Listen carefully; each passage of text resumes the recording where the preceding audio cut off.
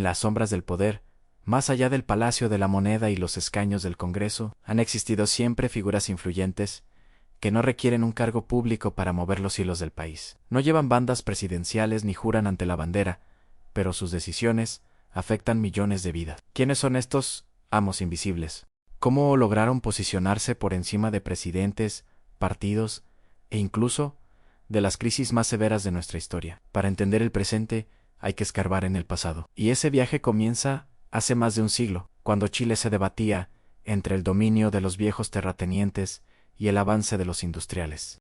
En el año 1920, Arturo Alessandri Palma fue elegido presidente con una promesa de renovación, justicia social y modernización. Era el símbolo de una época donde las masas urbanas comenzaban a presionar por participación y donde los antiguos poderes, los grandes latifundistas del Valle Central, empezaban a sentir que su hegemonía era desafiada.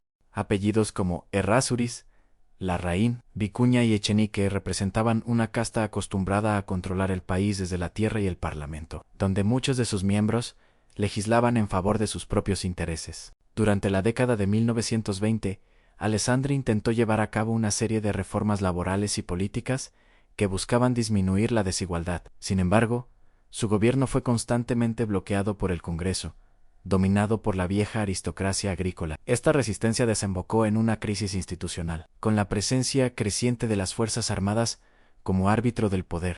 Con la llegada del Frente Popular, en 1938, liderado por Pedro Aguirre Cerda, el foco del Estado comenzó a inclinarse hacia el fomento de la industrialización, naciendo instituciones clave como Corporación de Fomento de la Producción. Este fue el inicio de un cambio estructural. El país comenzó a depender menos de la renta agrícola y más de la industria, abriendo la puerta a nuevos actores económicos que no venían del campo, sino de los negocios y el comercio. Durante este periodo, algunas familias comenzaron a acumular poder desde otras áreas. El auge del comercio minorista, de la banca y de los servicios permitió a nuevos apellidos, hasta entonces no pertenecientes a la oligarquía tradicional, comenzar su ascenso.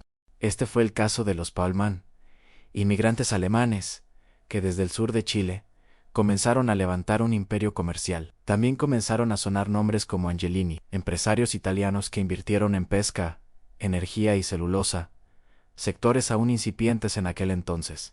El punto de quiebre vino con la segunda mitad del siglo XX, cuando el sistema político entró en crisis y el modelo de desarrollo estatal comenzó a mostrar signos de agotamiento. Sin embargo, antes de llegar a ese periodo turbulento, es importante remarcar que el paso del poder económico desde los terratenientes a los industriales no ocurrió de un día para otro.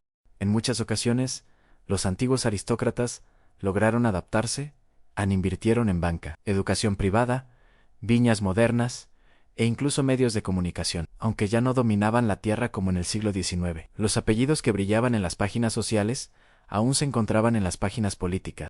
Hoy, basta mirar el Congreso para comprobar que la memoria de la aristocracia aún persiste. Apellidos como Walker, Saldívar y Larraín siguen presentes en la política chilena, lo que demuestra que, aunque el poder económico se desplazó, el poder simbólico y político muchas veces se recicla. Mientras tanto, la generación empresarial que emergería en las décadas siguientes comenzaría a consolidarse en sectores productivos claves, aprovechando las oportunidades que les brindaría el nuevo orden económico posterior al golpe militar. Pero antes de llegar a ese punto, Chile aún tenía que pasar por una tormenta social y política, un enfrentamiento ideológico entre Oriente y Occidente, y una reconfiguración profunda del Estado, y en esa lucha tanto la Unión Soviética como Estados Unidos pondrían los ojos y los bolsillos sobre Chile. Cuando Eduardo Frei Montalva asumió la presidencia en el año 1964, lo hizo con el respaldo de un vasto sector de la sociedad chilena que anhelaba cambios profundos, pero moderados. Bajo el lema de la Revolución en Libertad, impulsó una ambiciosa reforma agraria, con el fin de modernizar el campo chileno, reducir la pobreza rural y debilitar el poder casi feudal de los latifundistas. Fue así como muchos de los grandes terratenientes comenzaron a perder influencia, no solo por la pérdida de tierras, sino también por el avance de nuevas clases medias profesionales y empresarios emergentes. La Corfo, fortalecida por gobiernos anteriores, fue el eje de la expansión industrial, dando lugar a empresas estatales como ENAP, Endesa, CAP y Sokimich, que pasaron a ser pilares de la economía nacional. Durante este periodo, el Estado se convirtió en el actor económico más importante del país, generando empleo, controlando los sectores estratégicos y promoviendo una industrialización sustitutiva de importaciones. Fue un modelo económico de fuerte intervención estatal, pero que aún dejaba espacio para la empresa privada. El ascenso de Salvador Allende a la presidencia en 1970 fue producto de una intensa polarización política. Representando a la unidad popular, Allende se convirtió en el primer presidente marxista elegido democráticamente en el mundo. Su proyecto buscaba una transformación profunda, nacionalización del cobre, estatización de la banca y los principales sectores productivos, y una aceleración de la reforma agraria. Pero mientras en Chile se hablaba de justicia social y control obrero, en el extranjero se gestaban maniobras silenciosas. Documentos desclasificados de la CIA demuestran que Estados Unidos, bajo el gobierno de Richard Nixon, intervino activamente para evitar que Allende llegara al poder y, una vez electo, trabajó para desestabilizar su gobierno a través del financiamiento de opositores, huelgas, propaganda y boicot económico. A su vez, informes provenientes de la KGB indican que la Unión Soviética también intervino, entregando apoyo económico y logístico a la unidad popular. La Guerra Fría había llegado a Chile, y el país se convirtió en tablero de ajedrez para dos potencias que jugaban a ganar influencia en América Latina. El país entró en una profunda crisis económica y social, desabastecimiento, inflación descontrolada, polarización extrema y enfrentamientos callejeros crearon un clima insostenible. Finalmente, el 11 de septiembre de 1973, las Fuerzas Armadas, lideradas por Augusto Pinochet, tomaron el poder en un golpe de Estado que derrocó a Allende, quien murió ese mismo día en el Palacio de la Moneda. A partir de ese momento, el modelo económico chileno cambió radicalmente. Los militares, sin una visión económica propia, recurrieron a un grupo de economistas chilenos formados en la Universidad de Chicago, conocidos como los Chicago Boys. Inspirados en el neoliberalismo de Milton Friedman, estos tecnócratas impulsaron una serie de reformas económicas estructurales sin precedentes: apertura al comercio exterior, eliminación de aranceles, desregulación financiera, fin del control estatal sobre los precios y privatización masiva de empresas públicas. Aquí se produjo un fenómeno crucial en la historia del poder económico en Chile. Muchas empresas que habían sido expropiadas por Allende, como Endesa, Llanza, Lanchile y muchas más, fueron vendidas a precios muy inferiores a su valor real. El Estado, sumido en una crisis financiera y aislado internacionalmente, necesitaba desesperadamente liquidez. Estas ventas permitieron recaudar fondos y reducir el tamaño del aparato estatal, pero también significaron una transferencia histórica de activos públicos hacia manos privadas. Quienes estaban en posición de comprar eran principalmente empresarios nacionales con vínculos cercanos al régimen, inversionistas extranjeros y figuras emergentes del nuevo empresariado chileno. Fue en este contexto donde nombres como Andrónico Laschet, Eliodoro Mate, Sebastián Piñera, Horst Pahlmann, entre otros, comenzaron a destacar. Grandes empresas como CMPC, Banco de Chile Madeco, Enersys y más tarde Falabella y Cencosud pasaron a formar parte de los grandes conglomerados privados del país. Es importante ser justo. El modelo neoliberal trajo consigo estabilidad macroeconómica, control de la inflación, aumento de las exportaciones y una significativa atracción de inversiones extranjeras. También permitió que Chile creciera a tasas altas durante los años 80 y 90 y que emergiera una clase media más numerosa. El desempleo bajó progresivamente y el país comenzó a perfilarse como ejemplo económico en la región. Pero también hubo costos. La concentración de la riqueza se acentuó, las empresas privatizadas no siempre prestaron un mejor servicio al usuario, y en muchos casos se formaron oligopolios, donde 3 o 4 grupos controlaban grandes sectores del mercado. A su vez, quienes fueron beneficiados por estas privatizaciones se consolidaron como la nueva élite económica del país, desplazando definitivamente a los viejos terratenientes, aunque los apellidos de antaño todavía sobrevivían en la política y la sociedad. El verdadero poder económico ya no residía en los campos del Maule o el Colchagua, sino en las oficinas de Santiago, en los directorios de los holdings financieros y en los centros comerciales que se expandían por todo Chile y Sudamérica. En las siguientes décadas, esta élite sería parte activa de la política, la economía y los medios de comunicación, influenciando decisiones clave en democracia y sosteniendo su poder a través de fundaciones, universidades privadas y vínculos estrechos con partidos de todo el espectro político. Cuando Patricio Aylwin asumió la presidencia el 11 de marzo de 1990, Chile inició un nuevo capítulo político, el retorno a la democracia, tras 17 años de dictadura militar. Sin embargo, no se trató de una ruptura total. El modelo económico neoliberal, implantado por los Chicago Boys, se mantuvo prácticamente intacto. La concertación de partidos por la democracia, coalición de centroizquierda, que lideraría el país por 2 décadas, decidió no tocar el corazón del modelo, sino más bien administrarlo con rostro social. Durante los gobiernos de Aylwin, Frei Ruiz-Tagle, Lagos y Bachelet, se continuó profundizando la apertura comercial. Se firmaron tratados de libre comercio, se fortaleció la inversión extranjera y se promovió la responsabilidad fiscal. En este contexto, los grupos económicos que se beneficiaron de las privatizaciones durante la dictadura no solo conservaron sus activos, sino que los expandieron, diversificaron y proyectaron a nivel regional.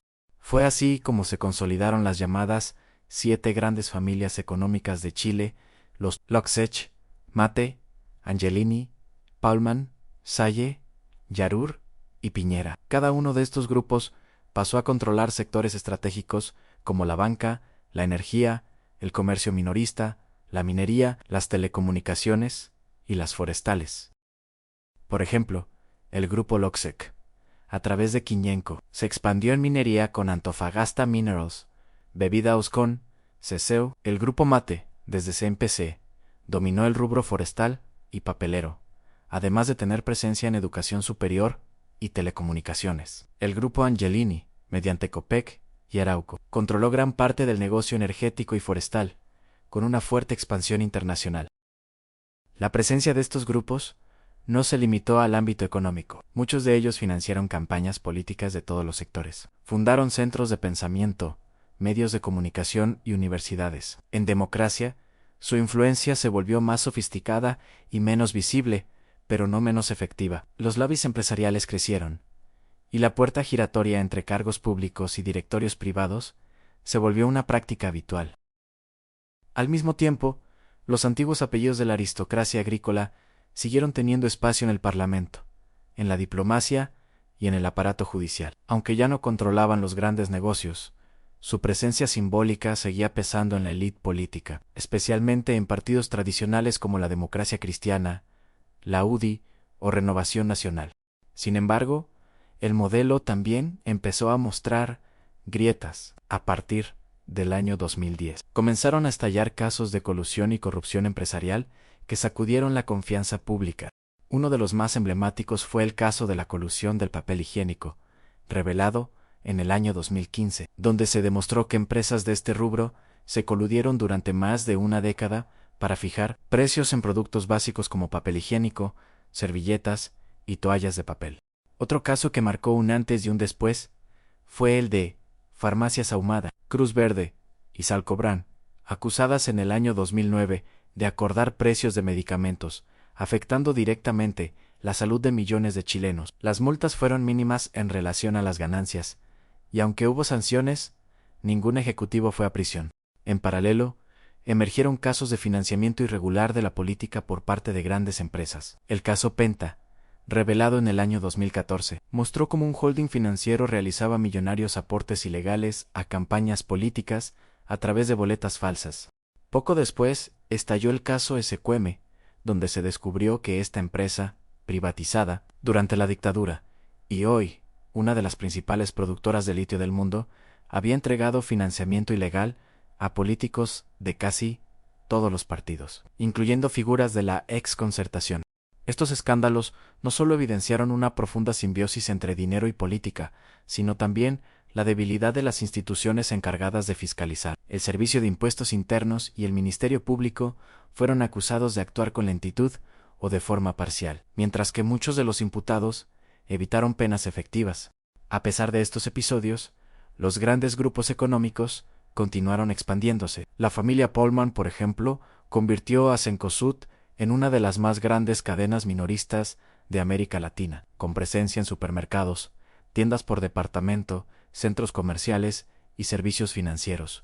Por su parte, Sebastián Piñera, además de convertirse en empresario exitoso, con inversiones en LAN, Chilevisión y Boncard, logró llegar 2 veces a la presidencia de la República, convirtiéndose en el primer gran empresario en ocupar ese cargo en la era democrática, donde el Estado funcionaba con criterios de eficiencia empresarial. La educación seguía siendo un bien de mercado, y el sistema de pensiones estaba en manos de las AFP, muchas de ellas vinculadas a los mismos grupos económicos que dominaban otros sectores. No obstante, en medio de esta aparente estabilidad, comenzaban a gestarse tensiones más profundas. La percepción de abuso, la falta de movilidad social real, la precariedad de los servicios públicos y la sensación de que las reglas del juego beneficiaban siempre a los mismos empezaron a erosionar la legitimidad del sistema. Las protestas estudiantiles de los años 2006 y 2011 fueron las primeras señales claras de un malestar social en crecimiento. Los grupos económicos, por su parte, hicieron esfuerzos por renovar su imagen. Lanzaron fundaciones filantrópicas, se abrieron a prácticas de responsabilidad social empresarial e incluso algunos impulsaron reformas. Pero la desconfianza ya estaba instalada. En la tarde del viernes 18 de octubre del año 2019, la quema de estaciones del metro en Santiago marcó el inicio de la más grande protesta social en Chile desde el retorno a la democracia. Durante los primeros días del estallido, el empresariado reaccionó con desconcierto. Algunos intentaron distanciarse de la crisis, calificándola de vandalismo, mientras otros comenzaron a reconocer que el modelo requería ajustes urgentes. La Confederación de la Producción y del Comercio emitió declaraciones llamando al diálogo, y algunas empresas donaron fondos para la reconstrucción de infraestructura pública. Sin embargo, para buena parte de la ciudadanía, estas acciones fueron percibidas como insuficientes o tardías. En medio del caos, el gobierno de Sebastián Piñera declaró estado de emergencia y sacó a los militares a la calle. Sin embargo, rápidamente se abrió una vía institucional, el Acuerdo por la Paz Social y la nueva Constitución, firmado el 15 de noviembre de 2019 por la mayoría de los partidos políticos. Fue interpretado como una válvula de escape ante una crisis que amenazaba con desbordar completamente el orden institucional. Ese acuerdo dio paso a un proceso constituyente que buscó reescribir las reglas del juego. Por primera vez, el empresariado chileno se enfrentaba a un escenario en el cual el modelo económico neoliberal podría ser cuestionado desde la raíz. Los grandes grupos iniciaron campañas para defender sus intereses, algunos de manera más abierta, otros desde el lobby o mediante fundaciones. Al mismo tiempo, se produjo otro evento de impacto global, la pandemia del COVID-19 ande. Esta crisis sanitaria puso nuevamente en evidencia las debilidades estructurales del sistema chileno. La atención primaria colapsó, las listas de espera se dispararon, y la calidad de vida de millones de personas se deterioró. Durante este periodo, muchas empresas tomaron decisiones cuestionadas a repartos de utilidades mientras recibían subsidios estatales, despidos masivos en plena pandemia, e incluso casos de evasión de protocolos sanitarios. Todo esto intensificó la desconfianza hacia la élite económica y reforzó la narrativa de que el país estaba estructurado para proteger intereses particulares más que el bien común. En paralelo, las AFP, los bancos y las grandes cadenas de supermercados volvieron a estar en el centro de las críticas, a pesar de los retiros de fondos previsionales aprobados durante la pandemia. Una parte significativa de la población sintió que el costo de la crisis lo pagaban los mismos de siempre. Mientras las familias vaciaban sus ahorros previsionales, muchas empresas aumentaban sus márgenes de ganancia. La brecha entre percepción y realidad económica se transformó en un abismo. El proceso constituyente avanzó con una convención constitucional elegida en 2021, compuesta mayoritariamente por independientes y representantes de movimientos sociales. Se discutieron temas como la plurinacionalidad, el derecho al agua, el rol del Estado en la economía y la descentralización del poder. Prometía ser un momento histórico, pero terminó en frustración. Muchos constituyentes confundieron el rol de redactores con el de activistas, privilegiando consignas por sobre el diálogo. El caso de Rojas Bade, quien fingió tener cáncer, fue solo el comienzo de la pérdida de credibilidad. Hubo normas mal escritas, repetidas, contradictorias y sin viabilidad técnica. Las discusiones se centraron en agendas ideológicas, mientras se ignoraban temas clave para la ciudadanía como la seguridad, pensiones o salud. Propuestas como la justicia indígena paralela o la eliminación del Senado generaron temor en sectores amplios. La falta de autocrítica, el desprecio hacia las instituciones y el tono confrontacional alejaron a miles de votantes. No fue una oportunidad perdida, fue una oportunidad malgastada. Finalmente, la propuesta de nueva constitución fue rechazada, lo que fue interpretado como una señal de moderación por parte del electorado. La llegada de Gabriel Boric a la presidencia en el año 2022, con un discurso reformista y un gabinete joven, generó inquietud en diversos sectores del país, incluyendo al mundo empresarial. Si bien el gobierno intentó dar señales de estabilidad, algunas de sus propuestas, como la reforma tributaria y la reforma de pensiones, despertaron preocupación en parte del Congreso y entre gremios económicos, lo que dificultó su avance legislativo. A pesar de esto, la élite económica chilena ha demostrado una enorme capacidad de adaptación. Muchos de sus miembros han promovido una modernización de sus discursos, una apertura a nuevas tecnologías, e incluso han incorporado criterios ambientales, sociales y de gobernanza en sus inversiones, pero el fondo del modelo sigue intacta. Alta concentración del ingreso, servicios públicos deficientes y un sistema tributario con amplios beneficios para el capital. Las cifras son elocuentes. Según estudios del Banco Mundial, el 1% más rico de Chile concentra más del 25% de la riqueza del país, mientras que el 50% de los hogares más pobres apenas accede al 5% de los recursos. Esa desigualdad es el telón de fondo de todos los conflictos, reformas frustradas y desconfianzas mutuas entre Estado, ciudadanía y élite económica. Lo que queda claro es que el poder económico no ha sido pasivo frente a la historia reciente. Ha reaccionado, presionado, negociado y, cuando ha sido necesario, retrocedido tácticamente para conservar su influencia. Los nombres que dominaban los rankings empresariales en los años 90, Luxech, Mate, Paulman, Angelini, Salle, siguen apareciendo hoy, aunque en algunos casos con herederos o nuevos rostros. Tras el estallido social de octubre de 2019, la élite política y económica chilena enfrentó una crisis de legitimidad, sin precedentes desde el retorno a la democracia. La magnitud de las movilizaciones y su transversalidad social obligaron a las instituciones a reaccionar rápidamente, dando paso al llamado Acuerdo por la Paz y la nueva Constitución, firmado en noviembre de ese año por sectores de izquierda, centro y derecha. Este acuerdo marcó un punto de inflexión por primera vez en la historia del país. Se abriría un proceso constituyente con participación ciudadana directa fuera del Congreso. El plebiscito de entrada, realizado en octubre de 2020, mostró un respaldo abrumador a la redacción de una nueva constitución. Sin embargo, el proceso posterior evidenció nuevamente la capacidad de adaptación y resistencia de los sectores dominantes. Aunque la Convención Constitucional electa en 2021 fue mayoritariamente progresista y crítica del modelo neoliberal, su propuesta final fue rechazada en el plebiscito de 2022. Esto reflejó un quiebre entre las aspiraciones de cambio y los temores de parte de la población a reformas radicales. Durante los últimos años, la élite económica chilena ha seguido ampliando su presencia en sectores estratégicos tanto a nivel nacional como internacional. Grupos como Luxech, Angelini, Mate y Yarur han diversificado sus inversiones hacia áreas como minería sustentable, energías renovables, fondos de inversión y comercio digital. Asimismo, han fortalecido su presencia en espacios de influencia como centros de estudios, medios de comunicación y universidades privadas, contribuyendo al debate público desde distintas perspectivas.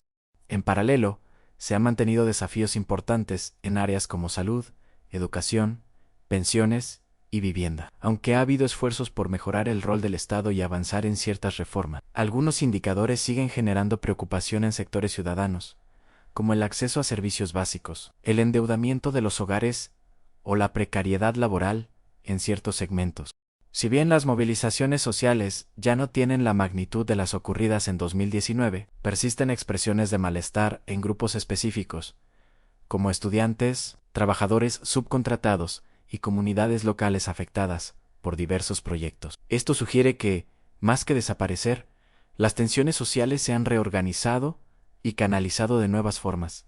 En este escenario, la élite chilena enfrenta el desafío de adaptarse a una sociedad más dinámica y exigente, mientras algunos actores promueven ajustes graduales. Otros reconocen la necesidad de cambios más profundos que permitan fortalecer la cohesión social y la estabilidad a largo plazo. Hasta ahora, ha predominado una estrategia de diálogo limitado, ajustes puntuales y fortalecimiento de las redes de influencia en distintos niveles del sistema.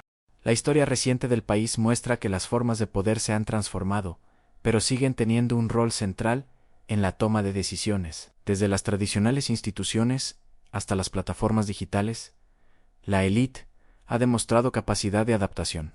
Al mismo tiempo, la ciudadanía se ha vuelto más crítica y participativa, lo que plantea un escenario de interacción y exigencia. El futuro de Chile dependerá, en buena medida, de la capacidad de construir un nuevo equilibrio entre ambos mundos.